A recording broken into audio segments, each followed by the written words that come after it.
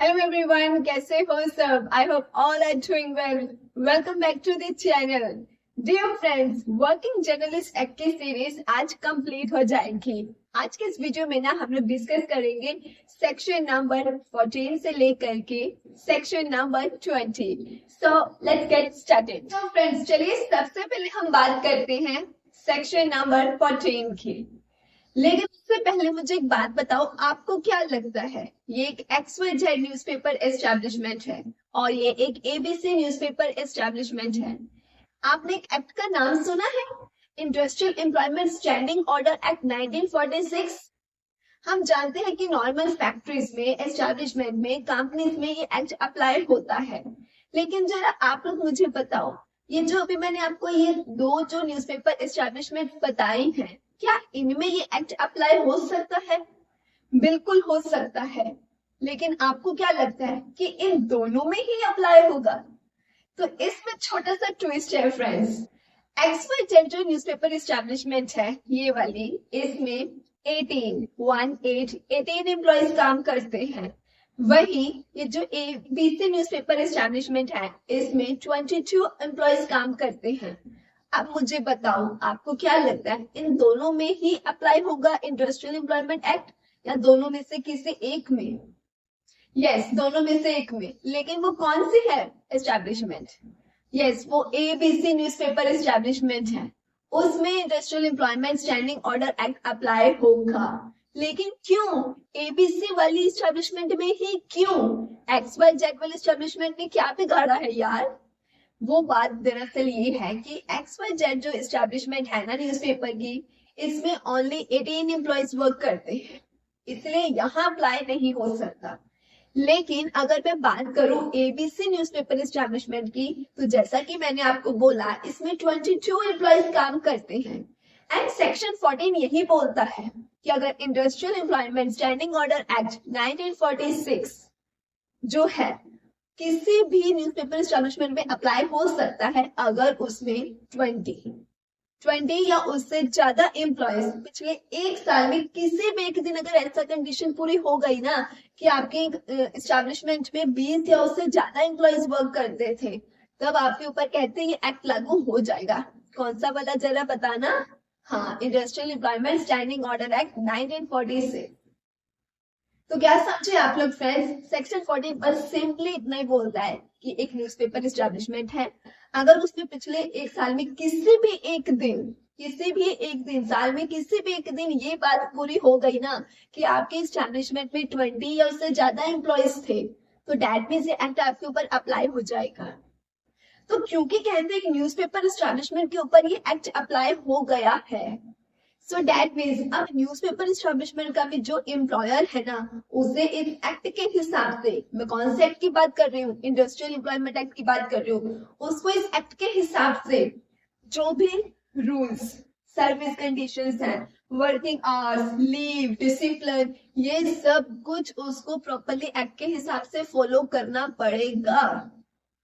और इतना ही नहीं फ्रेंड्स, अब न्यूज़पेपर एस्टैब्लिशमेंट में काम करने वाले जितने भी एम्प्लॉयज हैं, उसको भी एक फैक्ट्री में काम करने वाले वर्कर के तरह ही माना जाएगा। दैट मीन्स जैसे फैक्ट्री में, एक कंपनी में काम करने वाले वर्कर को इंडस्ट्रियल एम्प्लॉयमेंट एक्ट के तहत जो भी राइट्स एंड जो भी लीगल प्रोटेक्शन मिलती है, वो अब न्यूज़पेपर एम्प्लॉय को भी मिलेगी, क्योंकि यहाँ पर उसे भी वर्कमैन की तरह ही माना गया है।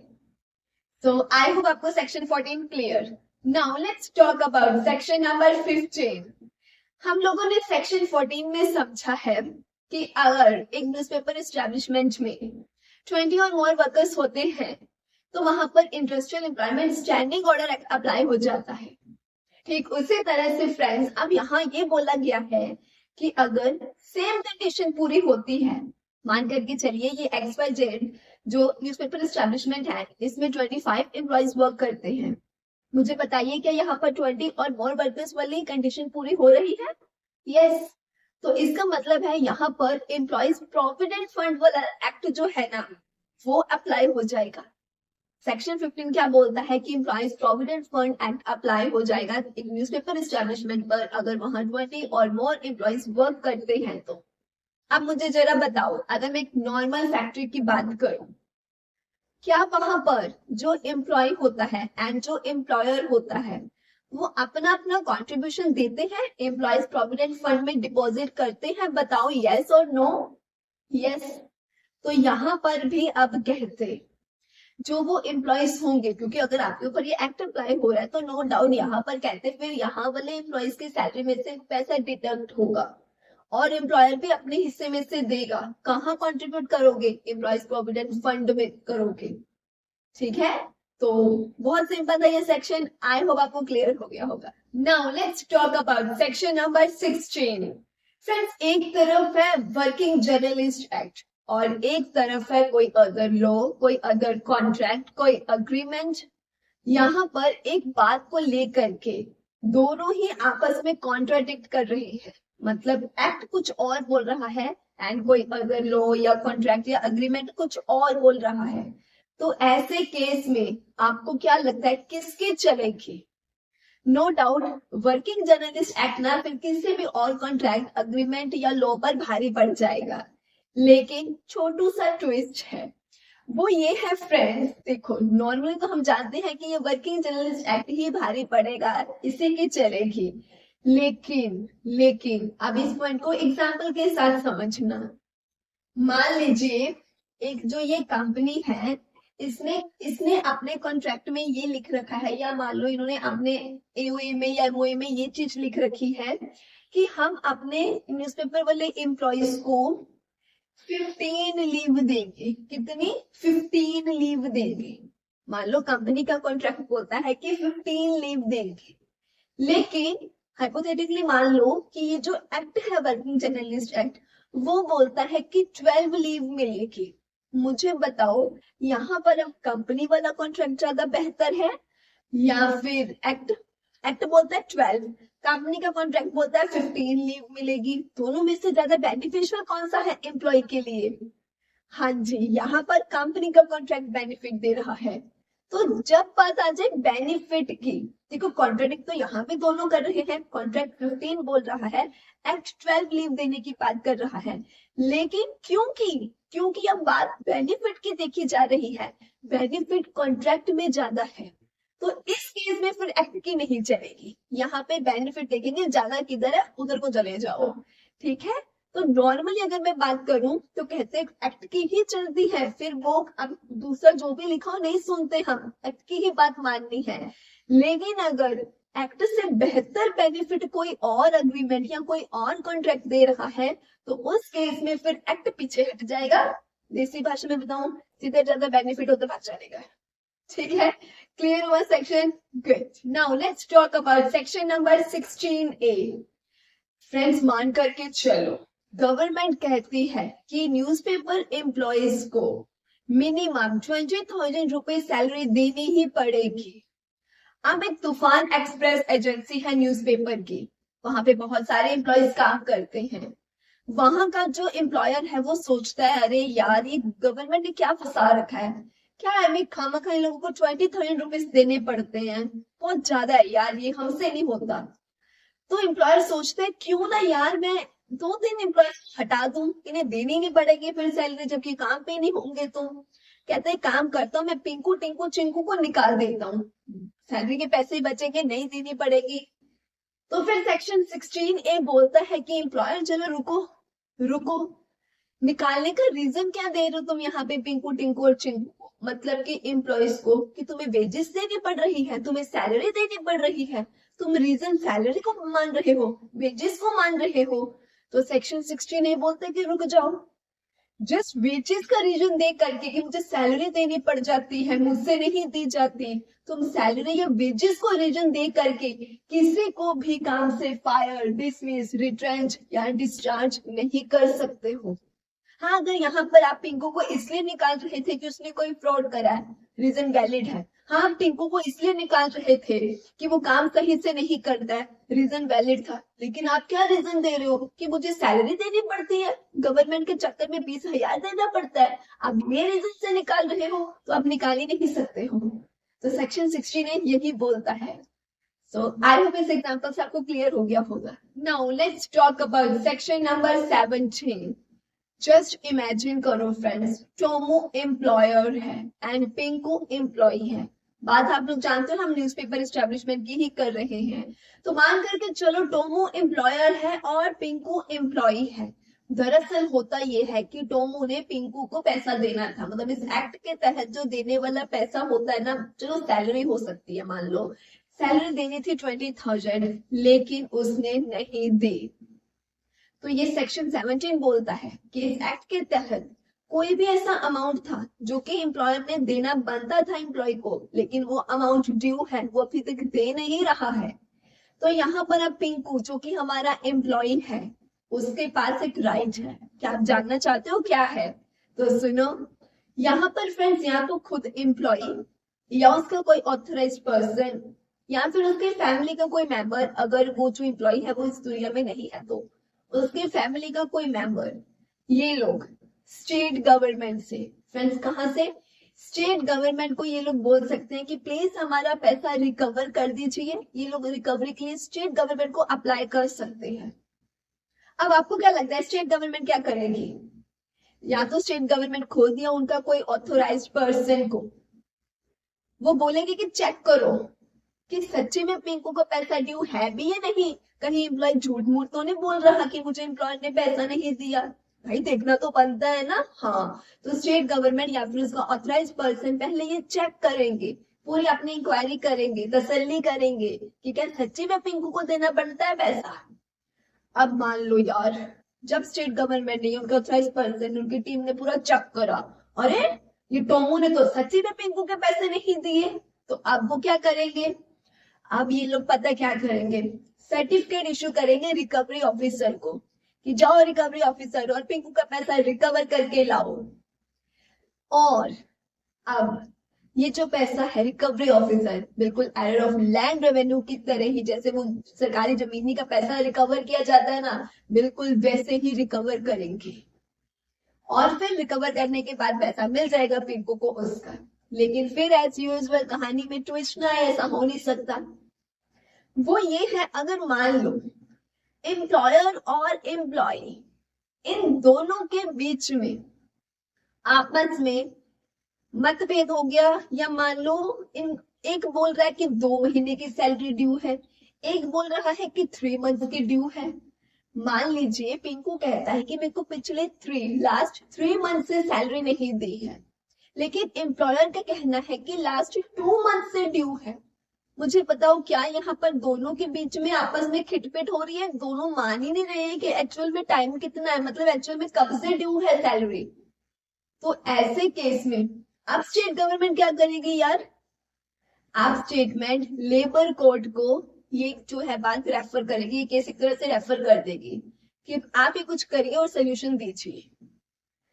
अब क्या है, ये सारा मामला सॉल्व होने के बाद कि कौन सच्चा था, कितने मन बोल रही हूँ कि कितने टाइम की, कितने मंथ की एक्चुअल में सैलरी ड्यू थी, वो जब बात साबित हो जाएगी कि टोमू सही था या पिंकू सही था, फिर उसके बाद रिकवरी होगी। क्लियर हुआ? आई होप ये टोमू पिंकू की एग्जाम्पल से आपको सेक्शन 7 क्लियर हो गया होगा। Now let's talk about section number 17A। यहाँ पर कहते अब जो एम्प्लॉयर है ना, उसको कुछ मेंटेन करना जरूरी होता है, लेकिन क्या? सबसे पहले तो कहते उसे एक रजिस्टर मेंटेन करना चाहिए जिसमें नेम होगा employ Pinku, employ Tinku, employ Chinku, उनकी डेजिग्नेशन लिखी होगी कि कौन जर्नलिस्ट है, ठीक है, कौन प्रूफ रीडर है, कौन न्यूज़पेपर डिलीवर करने वाला है, ये सारी की सारी क्या है उसमें उनकी डेजिग्नेशन लिखी होगी, उनकी ज्वाइनिंग डेट, किसने कब ज्वाइन करा था। तो इसके रिगार्डिंग ना एक रजिस्टर मेंटेन करना है। सेकेंड, रिकॉर्ड्स मेंटेन करने हैं, सैलरी के रिलेटेड, लीव के रिलेटेड, ठीक है, ये सब के रिलेटेड, ओवर टाइम के रिलेटेड, ये सारी चीजों के आपको प्रॉपर रिकॉर्ड मेंटेन करने हैं। थर्ड, मस्टर रोल्स, मतलब अटेंडेंस का रिकॉर्ड कि पिंकू कब आया था, कब एब्सेंट हुआ था, कितने दिन आया था, ये सब कुछ। लेकिन क्यों, आखिर जरूरत क्या है कहते हैं ये रिकॉर्ड्स मेंटेन करने की, रजिस्टर मेंटेन करने की? सो डैड अगर कल को कोई पंगा होता है, कोई केस चलता है आपके ऊपर, या फिर मान लो लेबर इंस्पेक्टर ही इंस्पेक्शन के लिए आ जाता है, तो ये चीजें आपके प्रूफ के काम आती है कि आप सही में अपने एम्प्लॉयज को सैलरी देते हो, ठीक है। या फिर अगर आपके यहाँ कितने एम्प्लॉयज वर्क करते हैं, क्या आप 20 और मोर वर्कर्स वाली कंडीशन पूरी करते हैं या नहीं करते हैं, तो ये सब का रिकॉर्ड होना जरूरी है। सिंपल था सेक्शन, आई होप क्लियर हो गया होगा। Now let's talk about section number 17B। अगर यार आपको किसी का डर ना हो तो हर कोई गलत काम करे, एक डर ही है ना जो आपको गलत काम से रोकता है। ठीक ऐसे ही ना न्यूज़पेपर एस्टैब्लिशमेंट्स भी गलत काम ना करे, मतलब कि एम्प्लॉयज को सैलरी टाइम पर दे, एम्प्लॉयज अगर ओवर टाइम वर्क करवाते हैं तो ओवर पे भी दे, सारे रूल्स एंड रेगुलेशंस को एक्ट के फॉलो करे। ये कैसे डर बना रहता है कि हमें सब काम सही से करना ही है, क्योंकि उन्हें डर है कहीं इंस्पेक्टर इंस्पेक्शन करने ना आ जाए। यस फ्रेंड्स, यहाँ पर ये सेक्शन यही बोलता है कि जो गवर्नमेंट है ना वो इंस्पेक्टर को अपॉइंट करती है, सो डैट ये देखा जा सके कि न्यूज़पेपर एस्टैब्लिशमेंट्स, ये जो वर्किंग जर्नलिस्ट एक्ट है, उसके सारे रूल्स अच्छे से फॉलो करती है या नहीं। लेकिन अब इंस्पेक्टर के पास पावर्स भी तो होनी चाहिए ना, किसी बंदे के पास पावर होगी तभी तो वो काम कर सकता है। तो पावर ये है कि वो किसी भी प्रमाइज में, न्यूज़पेपर के किसी भी प्रमाइज में वो एंटर कर सकता है। आप उसे रोक नहीं सकते, ये नहीं कह सकते हाँ जी आ गए हो जाइए हमने भी यहाँ इंस्पेक्शन करने देनी, आप ऐसा नहीं बोल सकते हो। इंस्पेक्टर के पास पूरी पावर है, वो आपके न्यूज़पेपर एस्टैब्लिशमेंट में एंट्री भी कर सकता है, आपके एम्प्लॉयज से, आपके खुद आप एम्प्लॉयर से, ऑनर से, मैनेजर से, किसी से भी वो कुछ भी क्वेश्चनिंग कर सकता है, वो कुछ भी पूछ सकता है। इवन अगर वो आपके डॉक्यूमेंट्स चेक करना चाहता है, जैसे हमने प्रीवियस सेक्शन में भी देखा कि आप रजिस्टर्स मेंटेन करते हो, आप रिकॉर्ड मेंटेन करते हो, आप मास्टर रोल्स मेंटेन करते हो, तो वो सबको वेरीफाई करने का, सबको चेक करने की पावर रहती है इंस्पेक्टर के पास। वो इन सबको चेकआउट कर सकता है। एंड इवन उसे लगता है कि कुछ गड़बड़ी है ना, तो वो फिर पेनल्टी भी डाल सकता है। एंड आप उसे रोक नहीं सकते कि हाँ जी हमारे एम्प्लॉयज को काम करने दीजिए, डिस्टर्ब मत करिए, कुछ मत पूछिए, आप ऐसा नहीं कर सकते हो। आप नहीं कह सकते हो कि हम आपको रजिस्टर क्यों दिखाए, नो, ये उसके पास पावर है। एंड इवन आपको ये भी पता होना चाहिए कि इंस्पेक्टर अगर किसी चीज को सीज करना चाहता है, अटैच करना चाहता है, तो ये लोग ये भी कर सकते हैं। ऑलरेडी हमने इंस्पेक्टर की पावर्स अदर एक्ट्स में भी समझी है, बस वही चीजें यहाँ पे लागू होती हैं। इसके अलावा भी कहते हैं एक्ट में और भी जो भी पावर्स प्रिस्क्राइब्ड है इंस्पेक्टर के लिए, वो अपनी सारी की सारी पावर्स का अच्छे से यूज कर सकता है एंड आप रोक नहीं सकती है। आई होप ये section clear. Now let's talk about section number 18। ओहो, आप अपने स्कूल में अपने नेस्ले कट करके गए, फाइन लगा क्या? सेक्शन 18 बिना पेनल्टी की ही बात करता है। अगर कहते कोई भी एम्प्लॉयर ये जो एक्ट है वर्किंग जर्नलिस्ट एक्ट, इसके रूल्स एंड रेगुलेशंस को तोड़ता है, ठीक वैसे ही जैसे हम स्कूल में रूल तोड़ते हैं जल्दी आने का, हम जाते हैं लेट, मेज नहीं बढ़ाने हम मेज बढ़ा रहे हैं, ये सब रूल्स तोड़ना है ना, ठीक वैसे ही यहाँ पर भी जो एम्प्लॉयर है ना वो रूल्स तोड़ता है, तो क्या होगा, पेनल्टी तो पड़ेगी। सबसे पहले ये बोला गया है कि अगर आप एक नॉर्मल ऑफेंस करते हो, नॉर्मल सी गलती करते हो, तो 200 रुपीज फाइन, लेकिन रिपीट ऑफेंस कर दिया तो 500 हो जाएगा फाइन। अब एक और पॉइंट, अगर मान लीजिए ये जो XYZ न्यूज़पेपर एस्टैब्लिशमेंट है, इसने रूल तोड़ा, कंपनी जिम्मेवार मानी जाएगी ना कि इस कंपनी ने रूल तोड़ा है। तो मुझे बताओ क्या कंपनी में काम करने वाले जो उसका ऑनर है, डायरेक्टर हो गया, मैनेजर हो गया, जो भी मतलब रिस्पॉन्सिबल पर्सन है, जो मेन काम चलाते हैं सब, क्या वो भी साथ में रिस्पॉन्सिबल माने जाएंगे? अगर मैं स्कूल की ही एग्जांपल दूं, अगर मैं बोल रही हूँ कि एक्सवाइज स्कूल में ये हुआ है, तो क्या ऑटोमेटिकली जो कमेटी मेंबर्स हो जाते हैं या प्रिंसिपल सर मैम हो जाते हैं वो ऑटोमेटिकली फंस जाते हैं?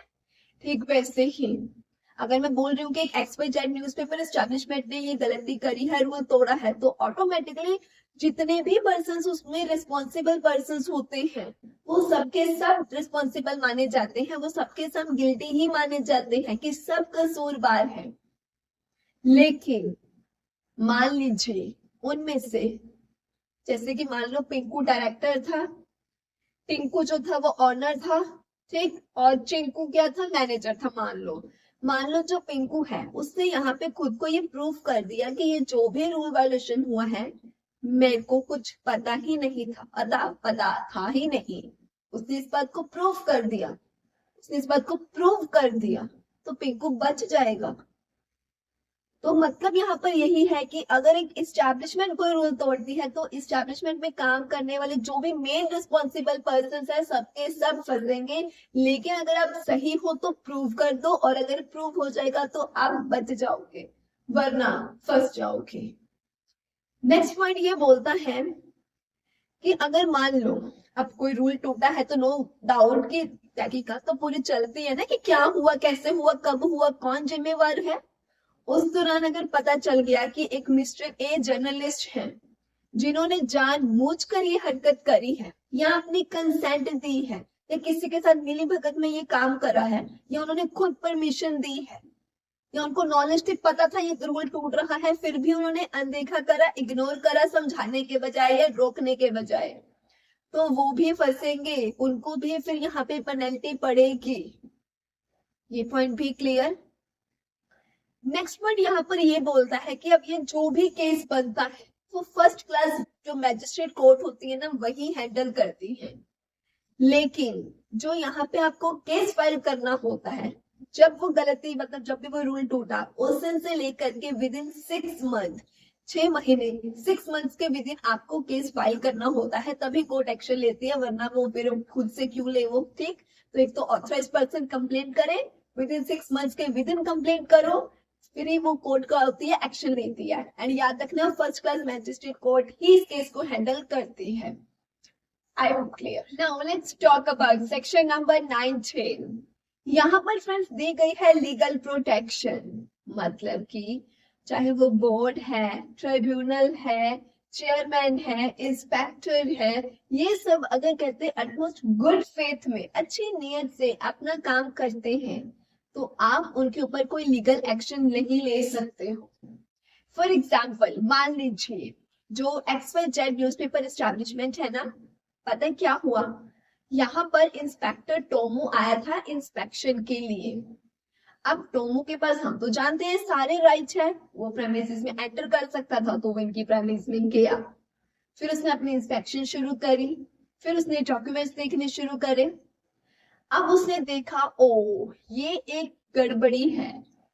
जब उसको एक गड़बड़ी मिली, मान लो कोई रूल था जो तोड़ा था, तो अब क्या हुआ, उसके चलते जो टोमो इंस्पेक्टर था उसने एम्प्लॉयर को पेनल्टी लगा दी, मान लो फाइन लगा दिया कि आपने ये अकाउंट्स ऑडिट नहीं करवा रखे, तो चलो इस बात पे मान लो फाइन लगा दिया।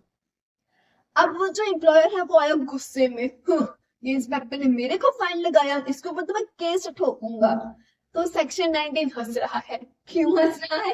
क्योंकि सेक्शन 19 बोलता है कि एम्प्लॉयर जी, जो इंस्पेक्टर टोमो है उन्होंने कोई पर्सनल दुश्मनी निकालने के लिए तो फाइन लगाया नहीं है, उन्होंने तो अपनी ड्यूटी ईमानदारी से करी है, आप ही ने गलती करी थी तभी फाइन लगाया है, इसीलिए आप यहाँ पर उनके ऊपर कोई लीगल एक्शन नहीं ले सकते हो। तो बस फ्रेंड सेक्शन 19 यही बोलता था कि चाहे वो इंस्पेक्टर है, वो कंट्रीब्यूटर है, वो ट्रिब्यूनल है, बोर्ड है, चेयरमैन है, ये लोग ईमानदारी से अपना वर्क करते हैं, तो आप उनके ऊपर लीगल एक्शन नहीं ले सकते हो, केस फाइल नहीं कर सकते हो। आई होप ये section clear. Now let's talk about section number 19A।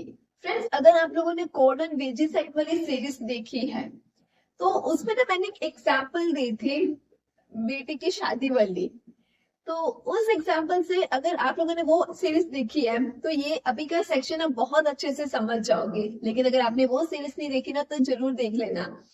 तो अभी फिलहाल हम ये सेक्शन समझते हैं। तो यहाँ पर पता क्या है, तो अगर मैं वही एग्जाम्पल दे करके समझाऊं तो आई थिंक आपको बहुत अच्छे से क्लियर हो जाएगा। तो वही एग्जाम्पल देती हूँ मैं आपको। तो मान लीजिए फ्रेंड्स ये जो एक रूम है, ठीक है, यहाँ पर ये सोफे सोफे लगे हुए हैं, ठीक, और ये जो लड़की है और ये क्या है, लड़का है, ठीक है, इन दोनों की ना शादी की बात हो रही है। ये इनके पेरेंट्स बैठे हुए हैं लड़की के, और ये मान लो लड़के के बैठे हुए हैं, ठीक। और दरअसल ना लड़की का जो भाई है ना वो यहाँ पर नहीं बैठा है, और लड़की का भाई नहीं है, मतलब एक बंदा मिसिंग है, और ये सभी ने आपस में मिल करके इनका रिश्ता पक्का कर दिया। अब जस्ट बिकॉज भाई बीच में नहीं बैठा था, लेकिन बाकी सब बड़े बैठे हैं और उन्होंने डिसीजन ले लिया कि रिश्ता पक्का करो। जस्ट बिकॉज मुझे बताओ, एक बंदा नहीं बैठने से आप ये बोल दो कि अरे रिश्ता कैसे पक्का हो सकता है, ये तो गलत डिसीजन हो गया क्योंकि भाई तो था ही नहीं वहां पे। ऐसा थोड़ा ना होता है, अगर पेरेंट्स ने पक्का करा है तो मतलब सही ही है ना। हाँ, ऐसे ही अब रिलेट करना, अगर न्यूज़पेपर एस्टैब्लिशमेंट में मान लो उनकी कमेटी में कोई एक बंदा मिसिंग था, लेकिन बाकी सबने एक डिसीजन ले लिया, तो आप उस डिसीजन को ये बोलकर इनवैलिड नहीं कर दोगे कि एक बंदा तो बीच में मेंबर मिसिंग था, वो तो था ही नहीं, उसकी तो वैकेंसी थी, अभी खाली थी सीट। नहीं, जस्ट बिकॉज यहाँ पे अभी भाई कहीं गया हुआ था और पेरेंट्स ने ही फाइनल कर दिया, तो आप इनके डिसीजन को इनवैलिड थोड़ी ना बोल दोगे एक जन के ना होने से। ठीक वैसे ही कहते आप यहाँ पर भी अगर एक बंदे की वैकेंसी थी, सीट खाली थी, तो बाकी बंदों के डिसीजन को इस बात को मुद्दा बनाते हुए कि अरे एक सीट तो खाली थी, आपने कैसे डिसीजन ले दिया, ये बोल करके आप उनके डिसीजन को इनवैलिड नहीं बोल सकते हो। क्या ये पॉइंट क्लियर हुआ? ठीक है, अब ऐसे ही दूसरा पॉइंट सुनो। यहाँ पर मान लो एक पड़ोसी आंटी बैठी थी। अब पड़ोसी आंटी का फैमिली में कोई लेना देना नहीं है, लेकिन वो बैठी थी, और उन्हीं के बैठे बैठे ही इन लोगों ने डिसीजन ले लिया और रिश्ता पक्का कर दिया। ठीक, अब जस्ट बिकॉज कि यहाँ पर एक नेबर आंटी बैठी थी, आप फैमिली वालों के डिसीजन को इनवैलिड तो नहीं बोल दोगे, अरे आपने तो पड़ोसी आंटी के सामने डिसीजन ले लिया, ये तो गलत हो गया। नहीं, डिसीजन तो सही ही रहेगा ना, भले एक पड़ोसन बैठी थी, राइट। अब इस पॉइंट को भी रिलेट करना सेक्शन के साथ। जस्ट बिकॉज कि आपके वो मान लो कमेटी, मान लो जहां पे अब मीटिंग चल रही थी, एक बंदा सिफारिश से बैठा था, वो एलिजिबल नहीं था, सिफारिश के तौर पे बैठाया हुआ था, उसको मेंबर बनाया हुआ था, और इसीलिए बाकी मेंबर्स को डिसीजन को कहते इनवैलिड नहीं बोल सकते, ये कहकर कि तुम लोगों में से एक मेंबर तो एलिजिबल था भी नहीं, वो तो वैसे सिफारिश के तौर पे मान लो बैठा था, आपने कैसे डिसीजन ले लिया? जस्ट बिकॉज एक वैकेंसी थी, आप बाकी मेंबर्स के डिसीजन को इनवैलिड नहीं बोल सकते हो, वो वैलिड है। जस्ट बिकॉज कहते कि एक इलेजिबल बंदा बैठा था, बाकी के डिसीजन बंदों के डिसीजन को आप इनवैलिड नहीं बोल सकते, वो वैलिड ही माना जाएगा। ठीक है, क्लियर हुआ फ्रेंड्स? तो अगर मान लो प्रेस जो भी न्यूज़पेपर की बोर्ड है, मतलब कोई वो डिसीजन ले रही है, तो आपको वो पॉइंट याद करना है, तो बस इस एग्जांपल को याद कर लेना, आपको नहीं भूलेगा ये सेक्शन। ठीक है, good. Now let's talk about section number 19B। Example देखना फ्रेंड्स, ये है पिंकू, इसके ऊपर ना फ्रेंड्स, ये जो पिंकू है ना, इसके ऊपर ना सिविल सर्विस के रूल्स अप्लाई है। किसके? सिविल सर्विस के रूल्स। ये जो चिंकू है, इसके ऊपर डिफेंस के रूल्स अप्लाई है। ऐसे ही ये जो टिंकू है, इसके ऊपर रेलवे के रूल्स अप्लाई है। ऐसे ही ये जो मिंकू है, इसके ऊपर अदर कोई गवर्नमेंट के रिलेटेड ही रूल्स अप्लाई है। मतलब ये सबके सब गवर्नमेंट के ही एम्प्लॉयज हैं। तो ऑलरेडी अगर एक बंदे के ऊपर सिविल सर्विस के रूल्स अप्लाई है, एक पर्सन के ऊपर डिफेंस रूल्स अप्लाई है, एक के ऊपर रेलवे के रूल्स अप्लाई है, या फिर सेंट्रल गवर्नमेंट के ही रिलेटेड कोई और अदर रूल्स अप्लाई है, तो आपको क्या लगता है, क्या इन सब के ऊपर वर्किंग जर्नलिस्ट एक्ट जो हम ये पढ़ रहे हैं, ये वाला, या फिर वर्किंग जर्नलिस्ट एक्ट जो 1958 वाला है, क्या ये अप्लाई होंगे? नो। याद रखना, ये सेक्शन इतना ही बोल रहा है, अगर ऑलरेडी आपके ऊपर गवर्नमेंट के रिलेटेड रूल्स कोई अप्लाई है, देन आपके ऊपर ये एक्ट भी अप्लाई नहीं होगा, एंड वर्किंग जर्नलिस्ट 1958 वाला एक्ट भी अप्लाई नहीं होगा। Clear? Now let's talk about section number 20। Friends, ये लास्ट सेक्शन है, इसके बाद ये एक्ट की सीरीज कंप्लीट हो जाएगी। तो माय डियर फ्रेंड्स, अभी तक वीडियो को लाइक नहीं करा तो लाइक कर दीजिए, चैनल पर नए हैं तो चैनल को सब्सक्राइब कर लीजिए, एंड अगर आपको सभी एक्ट की फुल प्लेलिस्ट चाहिए तो मेंबरशिप ज्वाइन जरूर करें। चलिए समझते हैं कि सेक्शन नंबर 20 क्या बोलता है। यहाँ पर कहते हैं कि सेंट्रल गवर्नमेंट जो है ना, उसको अपनी पावर्स का यूज करना चाहिए। कौन से पावर, मतलब कहते हैं उसको रूल्स बना देने चाहिए बिल्कुल अच्छे से, ताकि ये जो एक्ट है वो इम्प्लीमेंट हो सके। जैसे कि ग्रेच्युटी, जो वर्कर्स को ग्रेच्युटी देनी है वो किस तरीके से देनी है। वर्किंग आवर्स, मतलब इनकी क्या शिफ्ट्स होंगी, क्या टाइमिंग होगी, कितने आवर्स वर्क करेंगे, कितनी मैक्सिमम आवर्स की ड्यूरेशन होगी, ये सब के रिलेटेड रूल्स बनाने चाहिए। लीव एंड हॉलीडे, वर्कर्स को यहाँ पर मेडिकल लीव मिलती है, अर्न लीव मिलती है, कब कब हॉलीडे होगी, इन सब के रिगार्डिंग।